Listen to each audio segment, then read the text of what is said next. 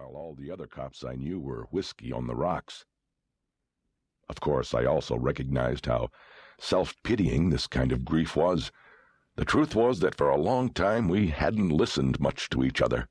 We had taken different paths. And each time I acknowledged this truth, the cycle of my grief would begin again. My brother once told me the theory of the limit. He said every homicide cop had a limit, but the limit was unknown until it was reached. He was talking about dead bodies. Sean believed that there were just so many that a cop could look at. It was a different number for every person. Some hit it early. Some put in 20 in homicide and never got close. But there was a number, and when it came up, that was it. You transferred to records, you turned in your badge, you did something, because you just couldn't look at another one. And if you did, if you exceeded your limit, well, then you were in trouble. You might end up sucking down a bullet. That's what Sean had said. I realized that the other one, Ray St. Louis, had said something to me. He turned around in his seat to look back at me. He was much larger than Wexler. Even in the dim light of the car, I could make out the rough texture of his pockmarked face. I didn't know him, but I'd heard him referred to by other cops, and I knew they called him Big Dog.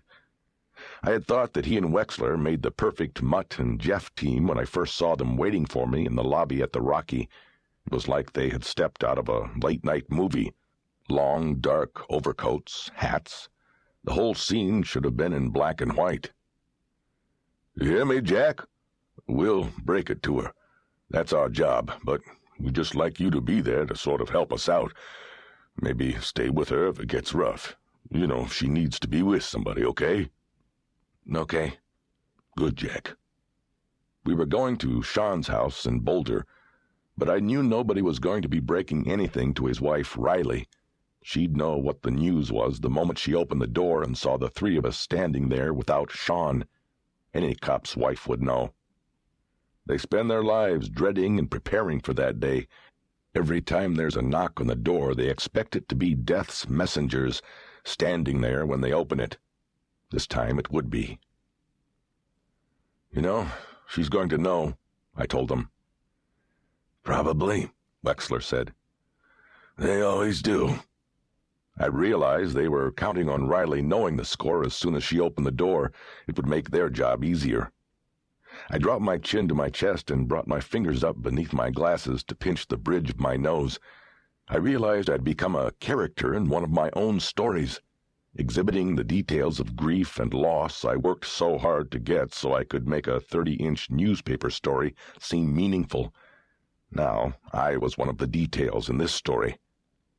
A sense of shame descended on me as I thought of all the calls I had made to a widow or parent of a dead child, or brother of a suicide. Yes, I had even made those. I don't think there was any kind of death that I hadn't written about, that hadn't brought me around as the intruder into somebody's pain.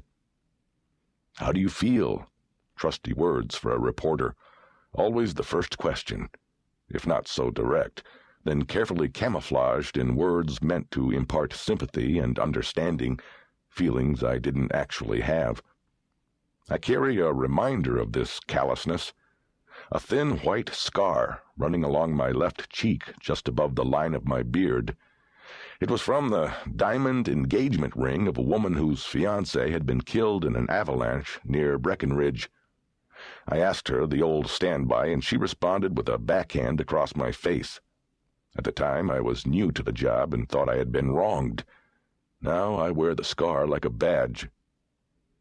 "You better pull over," I said. "I'm going to be sick." Wexler jerked the car into the freeway's breakdown lane. We skidded a little on the black ice, but then he got control. Before the car had completely stopped, I tried desperately to open the door, but the handle wouldn't work. It was a detective car, I realized, and the passengers who most often rode in the back were suspects and prisoners. The back doors had security locks controlled from the front. "The door," I managed to strangle out. The car finally jerked to a stop as Wexler disengaged the security lock. I opened the door, leaned out, and vomited into the dirty slush. 3 great heaves from the gut.